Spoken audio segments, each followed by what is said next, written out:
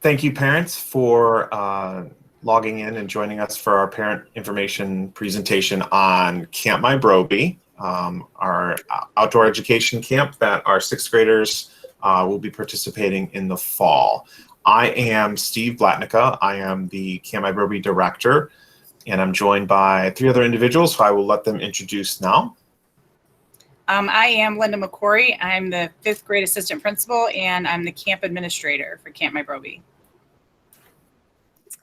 I am Brianna Cates. I'm the supervisor of nutrition services here at Berea City Schools. Hi, everybody. I'm Becky Elder. I'm the school health manager for Berea City Schools. All right, so our presentation today is going to be informing families of kind of what to expect with camp coming up in the fall, and some really important information that all families who will be participating in camp next year, and other resources that you can utilize or access to help get ready for camp this fall. So we'll start with a little background on camp. For those that are not aware, Camp My Broby started in 1972 and has become an iconic outdoor education program that is very deeply rooted in the Berea City Schools.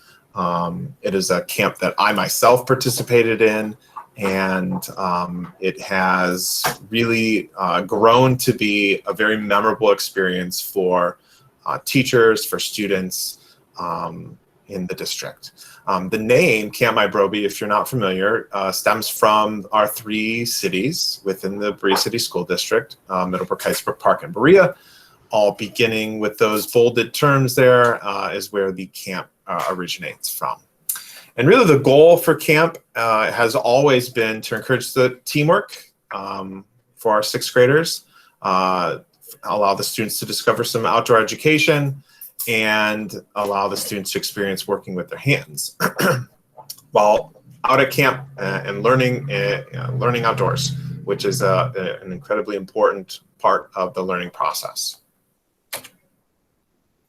So the camp experience for the 2021-2022 school year will take place in September, this coming September, and students will be attending camp for 1 week. And it will depend which week they go on, will depend based on what team they are on in sixth grade. So we will be beginning camp. The first week of camp will be the first week after Labor Day, and camp will run for 3 consecutive weeks after that.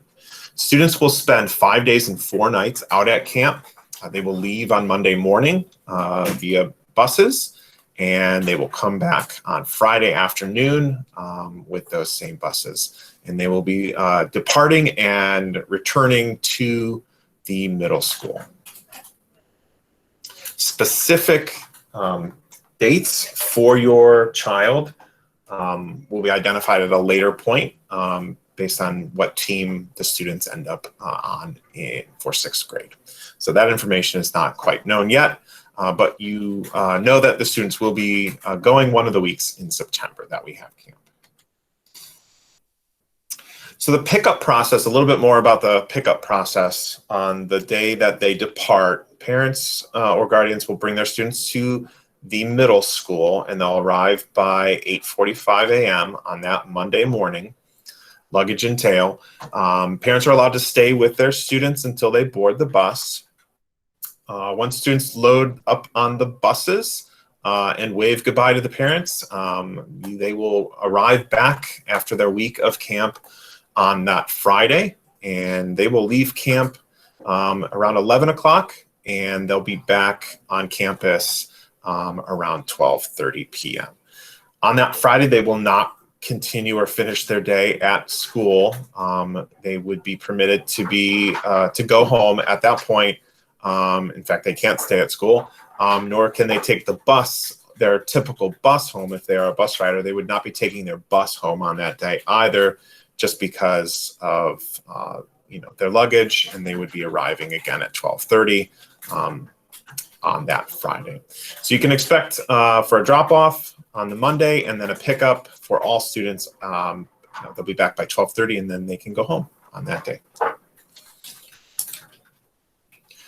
So camp for sixth graders will take place at Camp Whitewood, which is in Windsor, Ohio. The accommodations for students, they will be set up in their cabins.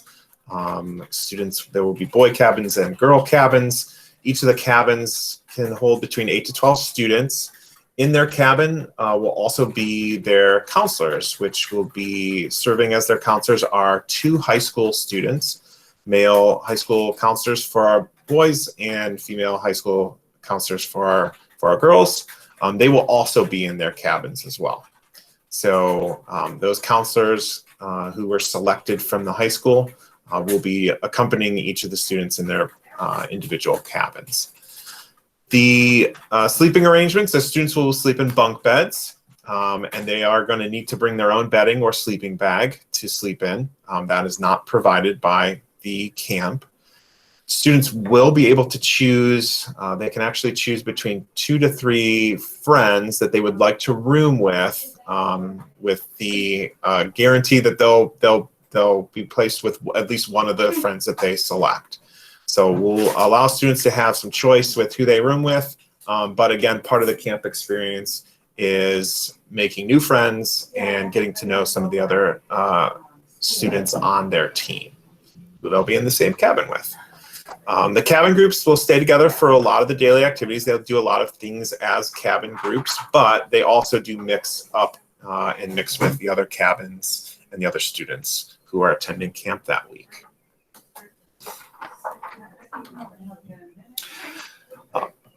The fun stuff, what are the students going to be doing at camp? So there's a whole range of activities that students would be participating at camp. Those include, there could be some things additional that they will be doing, but it does involve some hikes. They have an opportunity to try out some canoeing, archery. There will be some pond studies and river walks, a lot of team building, games, camp songs, campfires, and a lot more. So one of the greatest takeaways of camp is to, one, try some things that students may not have ever experienced before, and to do that with their friends and their classmates. They will learn about nature and themselves as they try a lot of new things and exciting things at their week at camp. Camp will run whether it's raining or not, rain or shine. The day goes on, so it'll be important that they are following the appropriate packing guidance, which we will talk a little bit more about in a bit. But camp does not shut down if it's raining, and they'll be working from morning till past sundown for their campfires at night. In September, the temperature can vary, of course, so the days will be warm. It could potentially be cooler at night. And again, like we had mentioned before, rain or shine, so the activities will result in some wet footwear and clothing. So again, following the packing guidelines will be very, very important so that they have a comfortable week out at camp. Just included some pictures here of some students who are at camp, just so that you can kind of see all of the activities that kids can be participating in throughout the course of the week.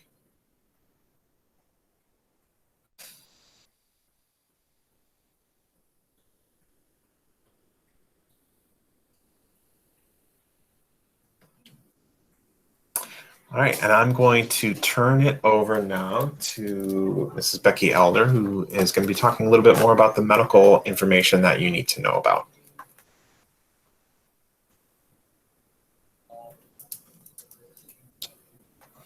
Ms. Elder?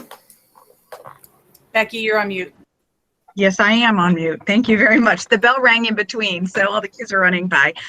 Thank you, Mr. Blatnica.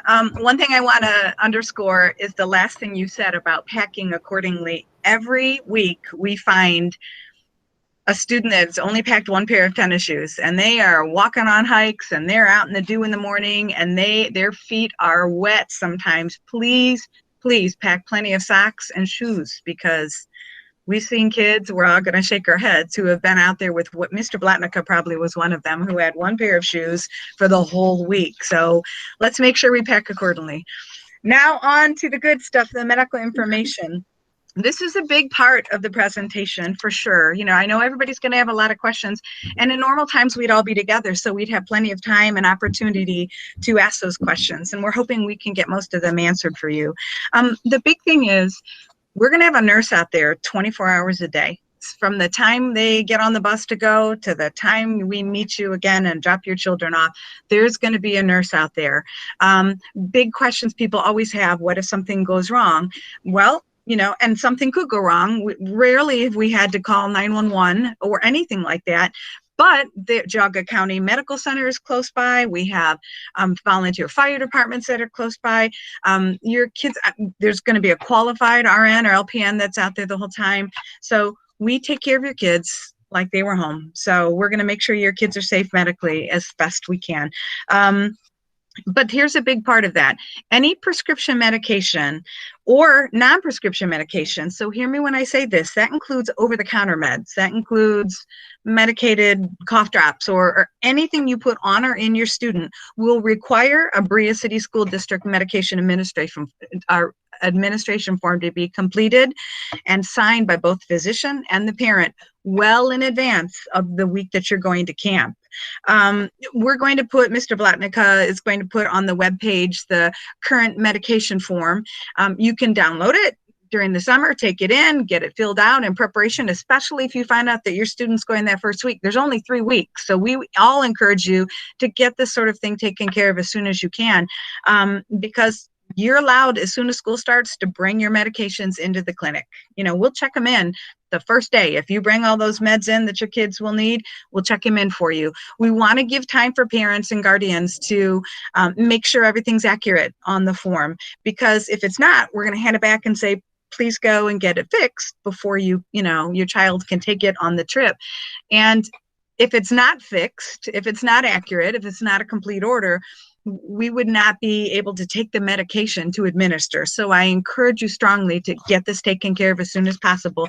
You're welcome to get a hold of me or your nurses who are in the clinic for another 11 days if you have 11 days. I'm sorry, a little shorter than that, people. But you're welcome to get a hold of them and ask questions. And certainly as soon as we come back into the district in the fall, please feel free to ask questions. I check my email all summer, so I'm also going to be available if you have any questions. But it's very important that you listen to me and get this taken care of. Every year, we have people come in on the Monday of their child, the time that their student's going to be going to camp, with a bag of meds. And I will tell you, on that morning, the nurses, the staff, the principals, everybody's running fast, getting everything together. We can check them in, but if they're not accurate, we wouldn't be able to take them. And that's not a good place to be if your child takes medications that they need every day. So please take care of that. I can't underscore that enough.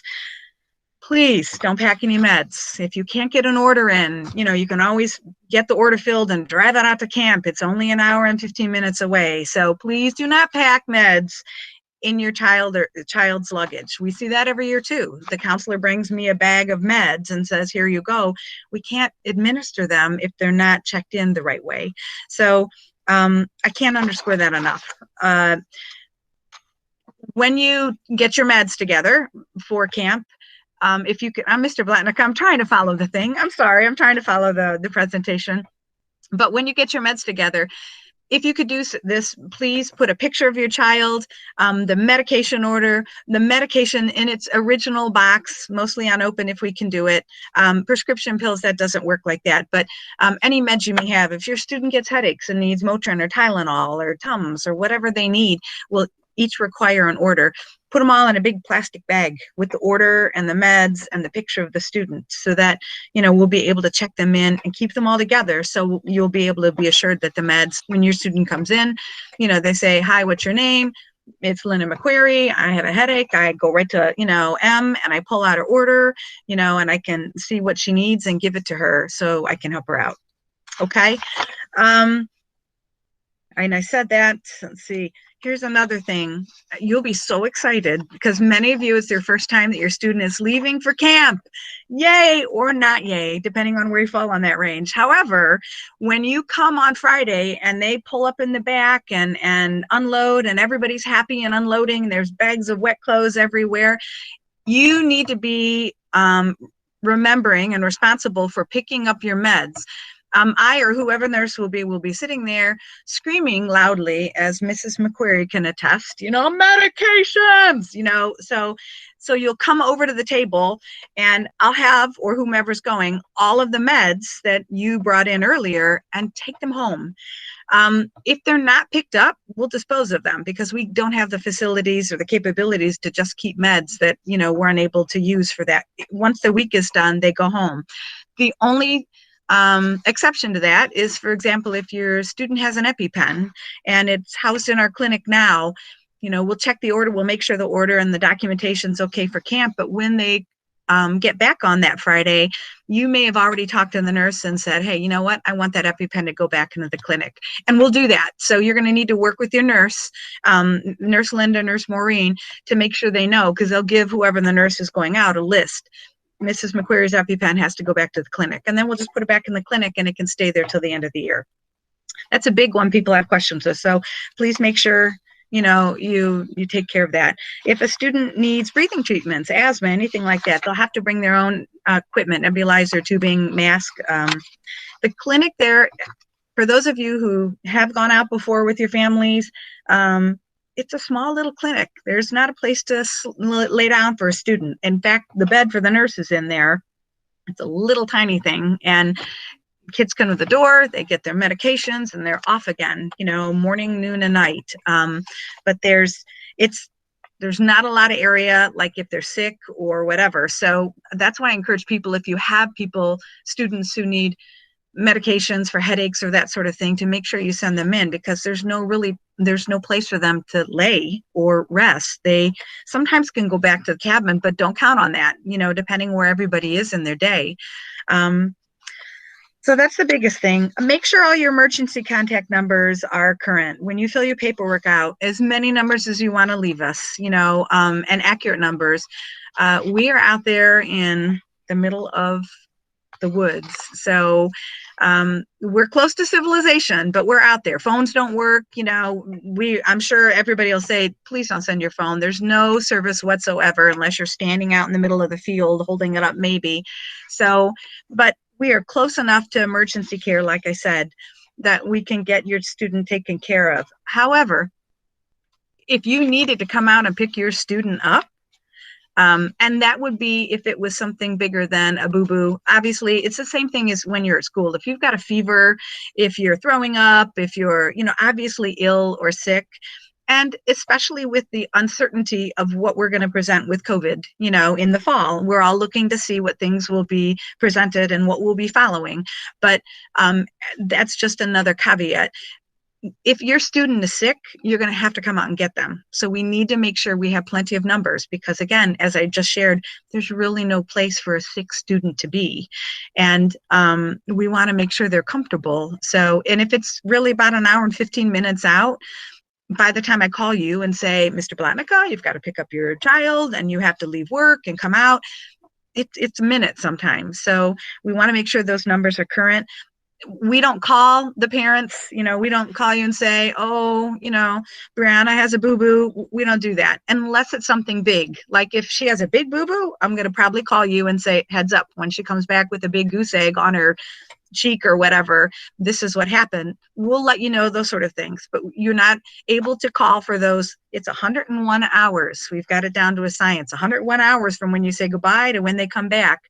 You won't be able to talk to them, and so calling, you have to know that all the people that we're putting in place will be there to, step in to take care of things. Okay, privacy concerns. This is a big one too. Every year, we get many phone calls about this. There are, quite frankly, some kids who still have nighttime, bedwetting and issues. So this is where I'm just going to get real. We've worked this out very discreetly, very privately, and respectfully for all of our students. So you call and let us know that your daughter, has incontinence at night and needs to wear pull-ups at night. we got you covered. There's another bathroom that's not the, the main bathroom with the several stalls. There's another bathroom off of the lodge in which we store like any supplies, unnamed. You bring a pink backpack with the pens and wipes or whatever, you need, or underwear, whatever you need. Yours is pink. It's sitting, it will show you where to put it. And then what happens is this: at night, when everybody's brushing their teeth after the campfire, you will go with your student will go with their counselor over to that bathroom. They can put the attends on, come back. Nobody even knows they're gone or where they've been. They go to bed, they go to sleep like everyone else. And in the morning, if they need to change, they adjust. When everybody's going to the restroom for getting ready for breakfast, they walk back over to that bathroom, they get cleaned up, dispose of the attends, and they're good to go. So if there's an accident in the night, we would encourage you to always send in at least one extra fitted sheet. A fitted sheet, plenty of underwear, plenty of supplies. We had a story a long time ago that a student was embarrassed to say anything and was incontinent almost every night and slept in a wet sleeping bag for the entire week because they were embarrassed. And let me assure you, we're all here to help your student have a great time. So this is one of the big ones people are calling and asking. We've had people say, I don't want to send my kid to camp. I don't want to send my kid to camp because they're scared. No, we're going to make sure, if your kid wants to go, don't let this be something that would keep them from going. We have a washer and dryer there. So this is what happens. If Mr. Blatnica, he's incontinent at night, he tells his counselor, I had an accident. The counselors are going to know, and they're handpicked for this. They're very discreet, very mature. They'll be like, okay, Mr. Blatnica, go on up to, breakfast. And then counselor stays back, strips the bed, puts it in the washer, puts it in the dryer. Before everybody's back in their cabin, sheets are there clean again. So we'll work with you, but please don't let that be a deterrent for your student, which it is every year to someone. So we'll take care of it, and we'll do it professionally, discreetly, in a kind and wonderful way that your student it'll be seamless for them. We've done it every single year, and we'll continue to do that. So if you have a concern about that, you can let any of us know about that, and we'll walk you through that and help you. Plastic bags. When I said send supplies, bring plastic bags, not only for the wet clothes, but if you've got wet underwear, wet sheet, we'll wash that. But, if there's urine or anything on it, we want to make sure that we have that tied up in a bag. On that same note, female students, pack your hygiene needs if it's going to be that time of the month for you or you anticipate it. We always have a little supply of something, but please make sure you bring the supplies you may need. We have a great shower and a bathroom and everything else, but we're also out there. So if you need anything for that time of the month, make sure you think ahead and pack. Okay. We know that this is going to be, for many, like we've all said, your first time away. And we are all here to assure you that the teachers, the staff, everybody makes it a great week. I always say, once in a while, we'll see a kid who cries because they're so homesick. And by the end of the week, they're crying at the flagpole because they don't want to come home because they've had such a great time making great friends, experiencing something they may not ever get to experience. So we just want to give you that comfort that we're here. It's going to be a great week for your student, and we're going to make it work. So if there's any questions you need, please give me a call. Mr. Blatnica will put my information, we'll put that up there as well. But I'm at the middle school. That's where my home base is. And if you need to email me, it's R Elder, not for Rebecca, not Becky Elder, when you look for me. Okay. And with that, I thank you very much. And I pass it on to Brianna, who's the supervisor of nutrition services. Awesome. Thank you, Becky.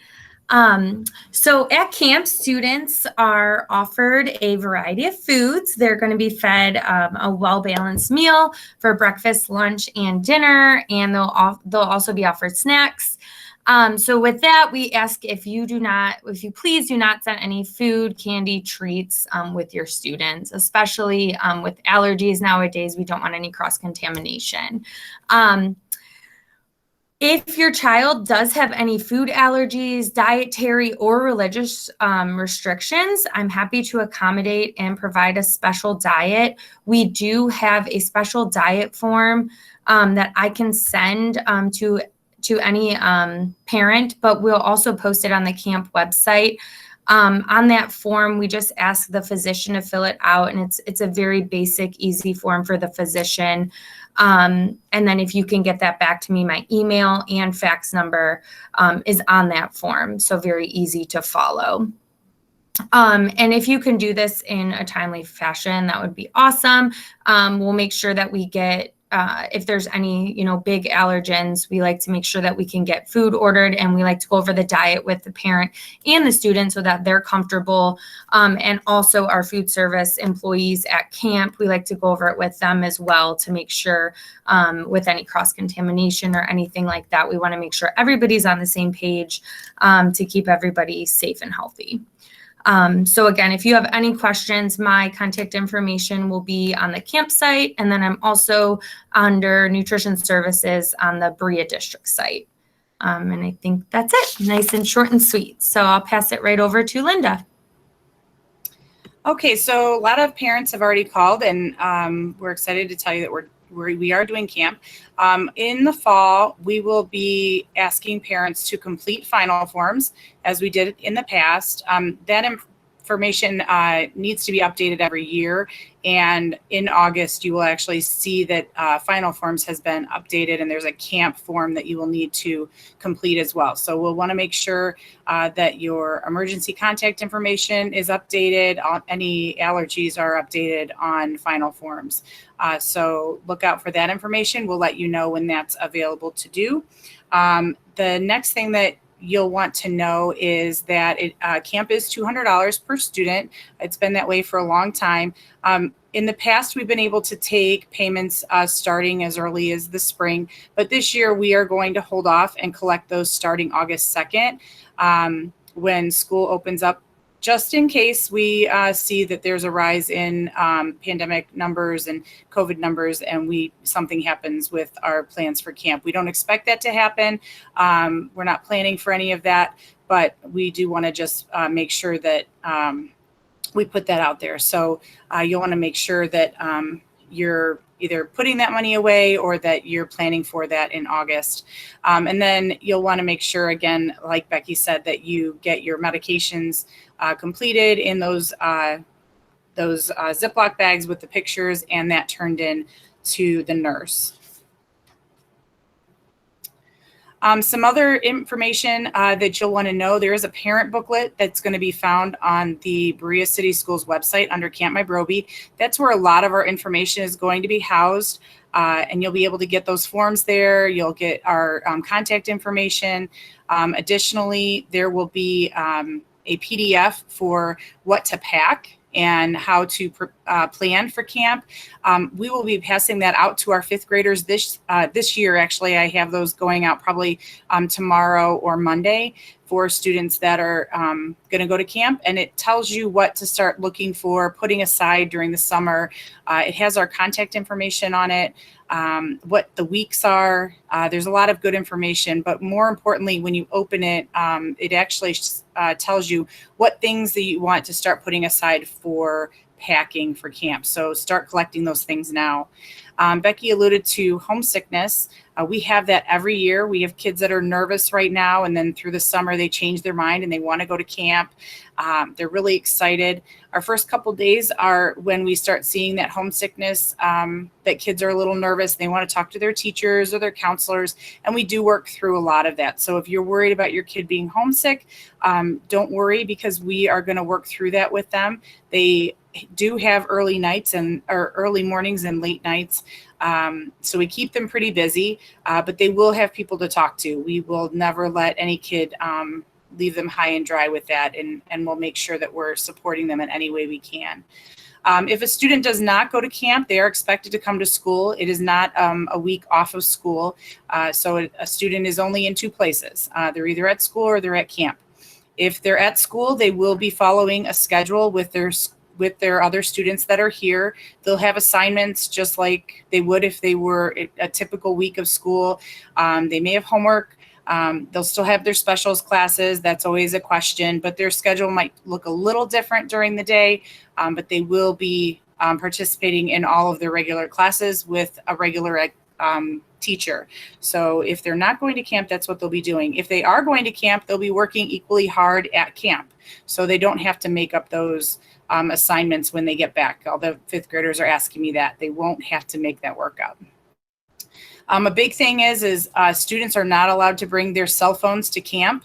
I'm going to say that again for the kids that are watching the video. Students are not allowed to have their cell phones at camp. They don't work out there. They will be collected because we don't want anything to be broken or stolen. We're not responsible for that. We tell the kids also not to bring electronics. They tend to die. There's no place. I've already told the kids there's no place to plug them in to recharge them. If they want to take pictures, they want to bring disposable cameras. That is what they will use. There is a phone on campus. There's actually, I believe, 2 phones on campus in 2 different locations. And we are able to contact parents immediately through those phones. So don't worry about not being able to contact you. We do have access to a landline. Kids may not know what that is, but we do have access to a landline, and we are able to call you in case there's an emergency. Brianna mentioned not bringing food, drinks, or snacks. I've told the 5th graders already, we are in the woods. We have lots of critters that love food, and we don't want them in our cabins. So please do not pack those things. We will ask the counselors to collect those because we do not want to have raccoons in your cabin or squirrels in your cabins. They like those little snacks and they will find them. So we want to make sure that they do not bring those items with them and put them in their luggage. There is no need for money. Kids ask a lot if they can buy something there. There's nothing to buy. So don't send them with money. There's no need for that, and we don't want that stolen either. Again, we do encourage the students to bring disposable cameras. I would say to make sure you take a Sharpie marker and write their name on it. I sometimes end up with disposable cameras in my office waiting for someone to pick them up. So those pictures are really important to them, and we want to make sure they get those taken and they get to keep those forever, and they'll have those memories. We do want to make sure also that you label your luggage, pack a couple of extra trash bags with your name on it. We want to make sure that if a plastic bag breaks that has your bedding in it, that you're able to have a new bag that you can wrap that stuff up in. We also encourage you to bring smaller bags, and we can put the wet clothes in, your wet shoes. I will tell you that when luggage comes back on Friday, it needs to be washed very quickly because it tends to be wet or muddy. So that's always fun. We do encourage the kids to bring water bottles, preferably refillable water bottles, not glass. We do not want them to have glass water bottles. The same kinds of things that they're carrying right now are perfectly fine, so that they can refill those and take them on their walks if they need to, or their activities that they have. On Monday morning, when they do show up to leave for camp, we do ask that all of the kids carry a bagged lunch, not in a lunchbox. We don't want to be worried about them having their lunch boxes out at camp. So in a bag, we want to make sure that they have their lunchbox with their name on it, and everything be disposable that's inside of that. So once they're at camp, they'll sit down, they'll have their lunch, throw everything away, and then they're going to start their activities from there. All of the school rules that we have here in the building do apply to camp.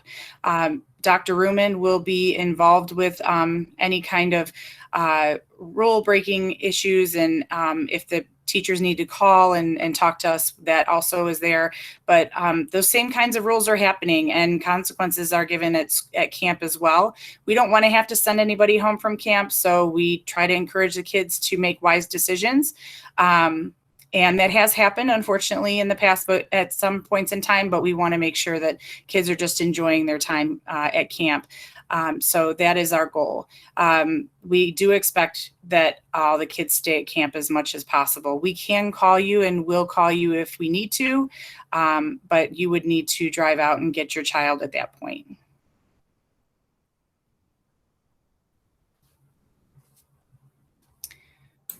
Okay. So that concludes our presentation that we wanted to share with families at this point. Again, some really important items to review for camp in the fall. I would direct you to the Berea City Schools website, and under programs, you can find Camp My Broby, and I would reference you to that site. We will have this presentation there. Any of the forms or documents that were mentioned in this presentation will be housed there shortly. And the parent handbook is also housed there as well. So I would direct you to that. For any additional questions that you would have, you are welcome to reach out to any of us with any additional questions that you have. And we are really, really excited to have camp back next year, and we're really excited for our students to be able to experience the camp experience next year. So thank you for watching, and again, reach out if you have any additional questions. Thank you. Have a great day, everybody. Go Titans.